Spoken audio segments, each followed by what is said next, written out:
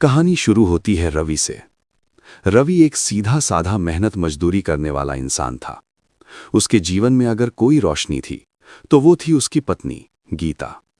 रवि भले ही दिन भर ईंट गारा ढोता, अपना पसीना बहाता, लेकिन शाम को जब वो घर लौटता और गीता के चेहरे पर मुस्कान देखता तो उसकी सारी थकान मिट जाती थी। रवि अनपढ़ था, लेकिन उसके सपने बड़े थे। अपने लिए नहीं, अपनी पत्नी के लिए। गीता पढ़ी लिखी थी, लेकिन गरीब घर से होने के कारण आगे नहीं पढ़ पाई थी। उसका सपना था शिक्षिका यानी टीचर बनने का। एक रात जब वे दोनों अपनी टूटी खटिया पर लेटे थे, रवि ने गीता के सिर पर हाथ फेरते हुए कहा, गीता, तुम चिंता मत करो, मैं हूं ना। मैं दोगुनी मेहनत करूंगा, रात को भी काम करूंगा, लेकिन तुम्हें आगे जरूर पढ़ाऊंगा। तुम्हारा सपना मेरा सपना है। और रवि ने यह किया भी। उसने अपनी भूख मार दी। जहां वो 2 वक्त की रोटी खाता था, अब 1 वक्त पर आ गया। अपने फटे जूतों को सिल सिल कर पहनता रहा ताकि गीता के लिए किताबों और कॉलेज की फीस के पैसे जुड़ सकें। उसने अपना खून पसीना एक कर दिया, सिर्फ इसलिए कि उसकी पत्नी का सिर समाज में ऊंचा उठ सके। सालों की तपस्या रंग लाई।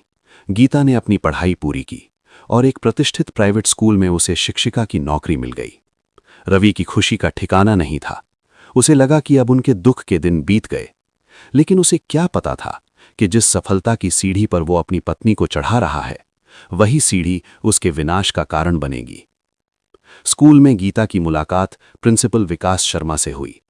विकास एक अमीर, प्रभावशाली और बातों का धनी व्यक्ति था।